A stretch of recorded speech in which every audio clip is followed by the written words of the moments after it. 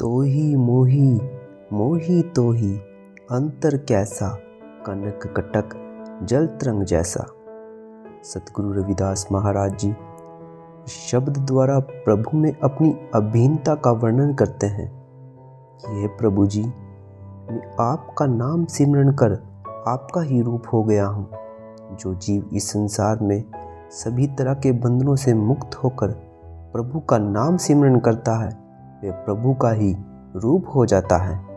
हे प्रभु जी, तेरे मेरे और मेरे तेरे में कोई भेद नहीं है। मैं आप जी का नाम सिमरन कर आप जी का ही रूप हो गया हूँ। यदि अंतर है तो केवल इतना ही है, जैसे सोने से अनेकों प्रकार के आभूषण बनते हैं, लेकिन वास्तव में वे सोना ही होता है। जब सोने के आभूषणों को कुंडली में डालकर पिघलाया जाता है तो वे सोना ही बन जाते हैं। इसी तरह ही पानी और पानी से पैदा हुई तरंगों में कोई अंतर नहीं है। तरंग पानी में से ही पैदा होती है और पानी में ही समा जाती है। ऐसे ही जीव आप में से ही पैदा हुआ है और आप में ही समा जाता है। जैसे तरंग पानी से पैदा होती है और पानी में ही समा जाती है, केवल ब्रह्म भेद के कारण जल और तरंग कहने और सुनने को दो है, वास्तव में यह एक ही है। ऐसे ही जीव और परमात्मा में कोई भेद नहीं है।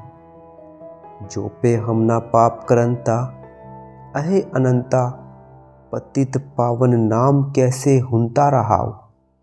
हे अनंत स्वरूप प्रभु जी, यदि हम सांसारिक जीव पाप ना करते तो आप जी का नाम पापियों को पापों से मुक्त करने वाला कैसे होता।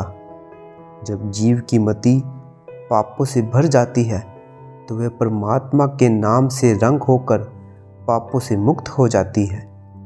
तुम जो नायक आछू अंतर्जामी, प्रभते जन जानी जे जनते स्वामी। परमात्मा जी, आप सारे संसार के जीवों और कण कण को जानने वाले श्रेष्ठ मालिक हो। मैं आप जी का दास हूँ। जैसे मालिक के कारण दास और दास के कारण मालिक जाना जाता है, ऐसे ही प्रभु जी आप अपने सेवकों के कारण और सेवक आप जी के कारण ही जाने जाते हैं। शरीर आराधे मोह को विचार देहु, रविदास संदल समझावे को। सतगुरु रविदास महाराज जी फरमाते हैं कि हे प्रभु जी, मुझे ऐसे विचारों की बख्शिश करो कि जब तक मेरे शरीर में प्राण है मैं आपका ही सिमरन करता रहूं।